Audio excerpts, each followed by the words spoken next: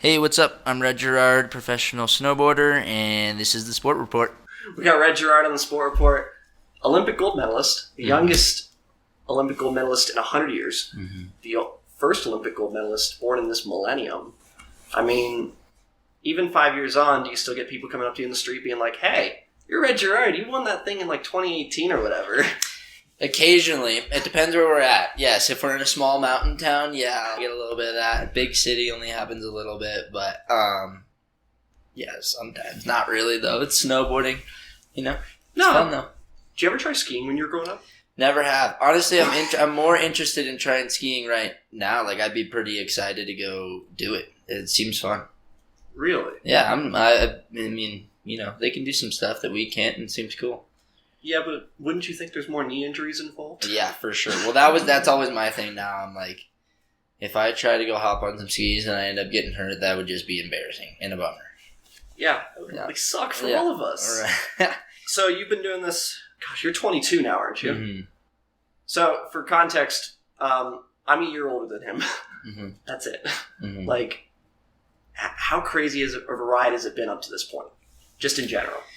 Yeah, it's been fun, for sure. I can say nothing but fun. And, yeah, I feel so lucky. Like, I never really knew I wanted... Like, there's never really a point where I was like, I want to be a professional snowboarder, you know? It's just like, all my brothers did it. I started doing it at a really young age.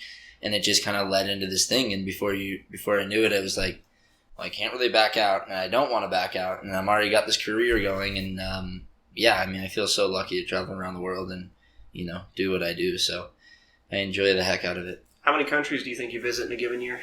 Given year? Oh, God, I don't know. A lot. A good amount. Good amount for sure. What's the normal snowboard season for you? Like, time frame-wise? Like how long is it? Yeah, I guess, like, does it last from October to February? Dude, it honestly goes from, like October to June, honestly. Like, it'll push into June on, like a winter like this where California's getting so much snow. Like, Mammoth Mountain will definitely push over to June, I bet. What's better, Colorado snow or California snow? I gotta say it definitely California snow. You know? Really? Yeah. I know it's bad, but like it's just hard. Like it's so cold here in Colorado that when it snows, it's so hard for it to participate. What am I looking for? Precipitation. Yes. Wait, participation. Wait.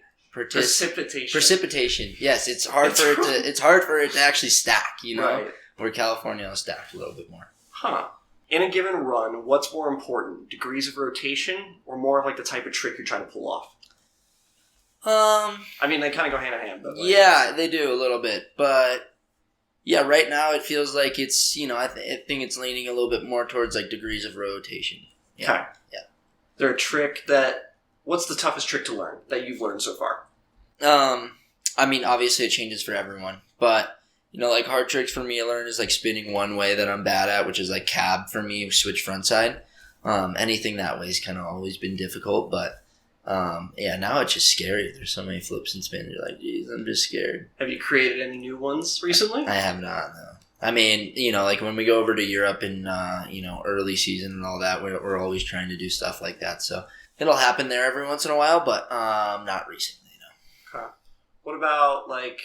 Do you ever have to, like, motivate yourself during a run? Just sit there and be like, okay, this is the trick I'm going to turn, yada, stuff like that. Yeah, absolutely. I'll, like, definitely motivation before I drop in for a contest run. I got to get myself amped up somehow. You know, it's pretty easy to be like, you know, or I could just, like, take it easy on this run and not, you know, do a bunch of crazy stuff. So it's always, you know, it's always a mental battle trying to get yourself ready for it. Respect that. Yeah. So what led to the change? So for the Dude Tour coming up this weekend in Copper Mountain, you are doing what is it? Super street style. Yeah. It's tough to say. Yeah. Instead of slope style where you're the 2-time defending champ. Yeah. What led to the change?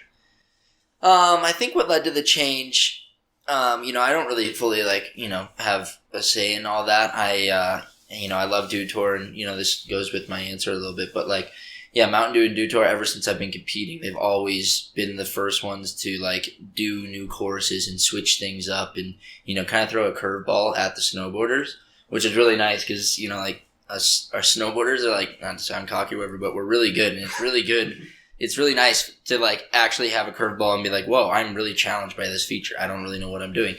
So I kind of think this year, I mean, yeah, with the Super Street style, I'm looking forward to it. It's like going to be right at the base of the run. And I think they're just trying something new, to see how it works. And yeah, I'm looking forward to it being right at the base of the run. So, there's actual fans that can watch it. In previous years, it was up midway on the mountain and it was pretty hard to watch. So now it's going to be at night and it's going to be right at the base of the run. So, yeah, I'm kind of thinking there'll be a pretty big crowd. How do you prepare for the difference between the two events? The difference, the difference in like snowboard slopestyle, I'd be spinning a lot more. In this one, it's a lot more about like technique and locking into the rails, making it to the end of the rails, and making sure I'm flexible and limber for the rails. It's a lot of twisting and tweaking and stuff. So when you're dropping the 1620s, I mean, that's just like a ball while spinning. You're just like trying not to pass out. Going back to what we were talking about earlier with, the Olympic gold medalist and all that stuff that precedes you, I guess. What was that experience like? I mean, I'm sure you've been asked that a lot. I'll kind of expand on that in a second, but like, what was that experience like? What did you learn from it? I learned a lot, for sure. Like, are you talking about South Korea? Yeah. In Pyeongchang, Yeah. No, I mean, I learned a lot. I didn't know anything about the Olympics. I grew up watching Dude Tour and action sports events like that, and I really never focused on the Olympics. And, I heard from my parents how big of a deal it was, but I mean, leading up to that year, all I did was just like try to do good at contest.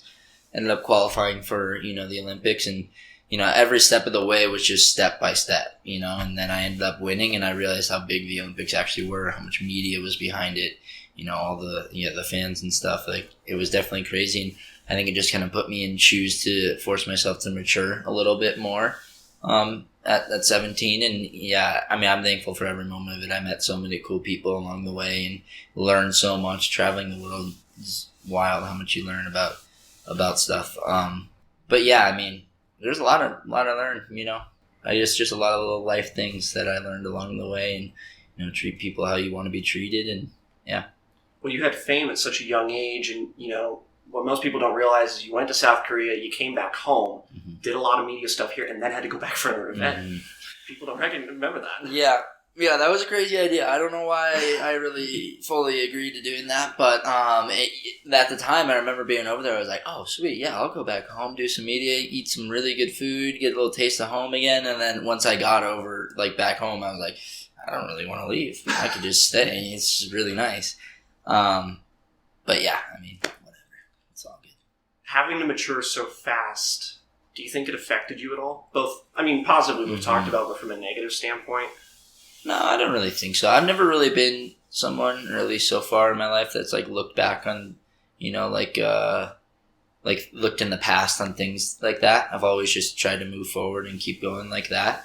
Yeah, I don't know. I don't think it affected me in a bad way. I don't know, maybe there for a little bit after it I was cocky or something, but that could have been in a bad way, but I don't think I was too bad. That's cool, because you hear about all these people that, are 17 or 18, and not that they were in your shoes, but child actors or whatever, and they grow up and it's like, oh, I'm all this. You never came out to be like that. You came out to be this really classy, humble human being. Well, thank you for the kind words. Yeah, no, I mean, I don't know. I just feel like snowboarding doesn't really have a place like that. We're not humans like that. We shouldn't be like that. Child actors and all that, I get like there's so much, so much watching of them. We're snowboarding. We're just trying to get people into the sport and trying to motivate the younger generation. So, yeah, I mean, I think I felt like it was more of a job to motivate and, speak about snowboarding in good ways than anything else. You still watch Brooklyn Nine-Nine?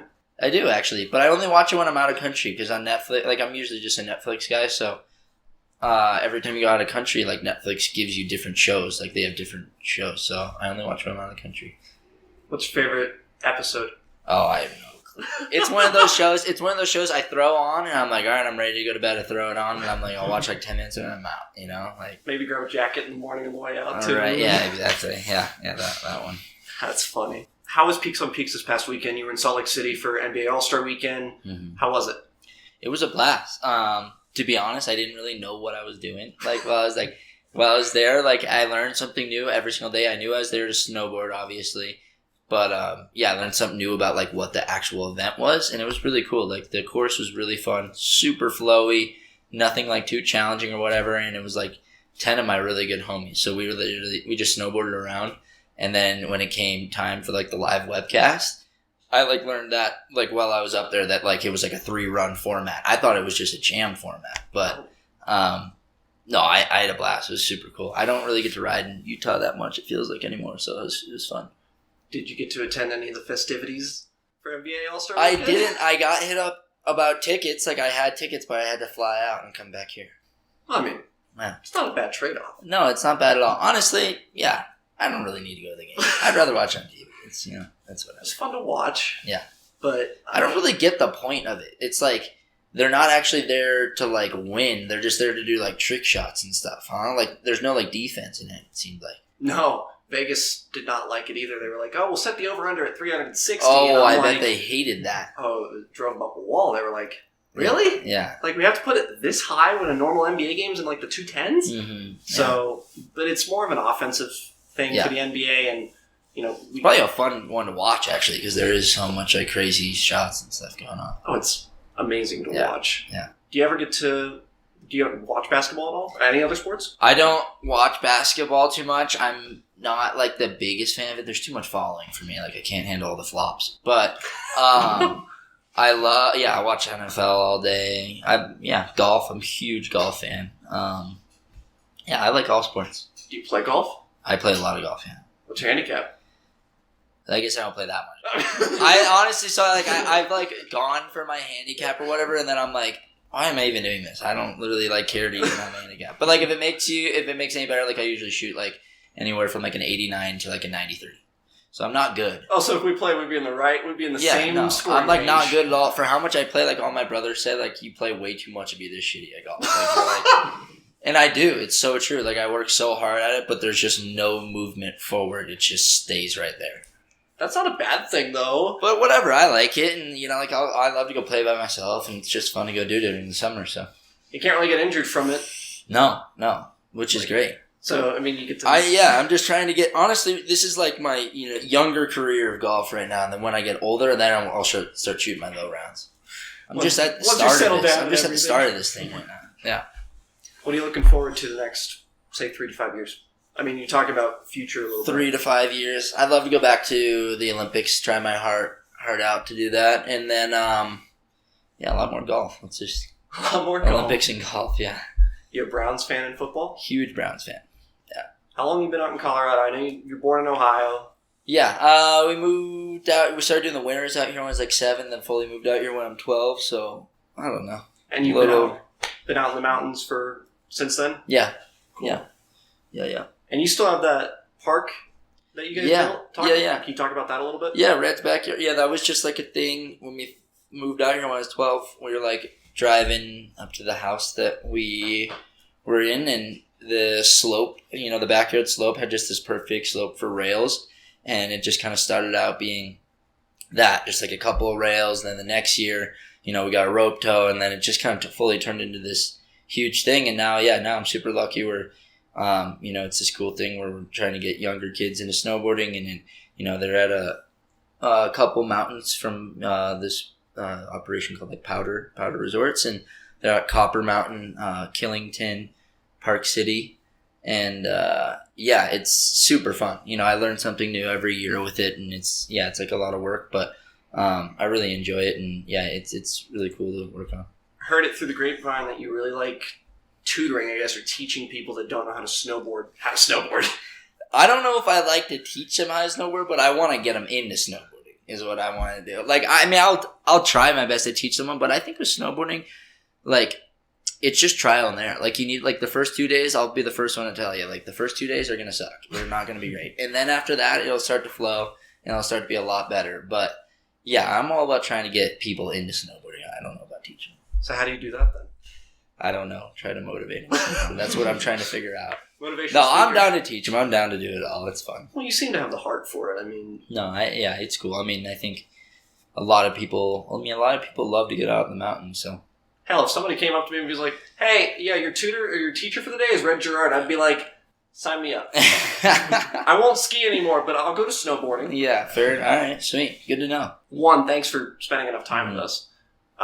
Any questions you want to ask us? No, I mean, thank you guys for stopping by. Come on over to Copper Sunday. Yeah, we're hoping to be up there. You should. It'll be fun. It'll be really sweet. It'll be sick. Yeah. So we'll try to get up there, and we'd love to connect with you at some point in the future as well. Once the season's over. And all right, well, that's Red Gerard for the Sport Report. Thanks for joining us, bro. Dude, thanks for having me.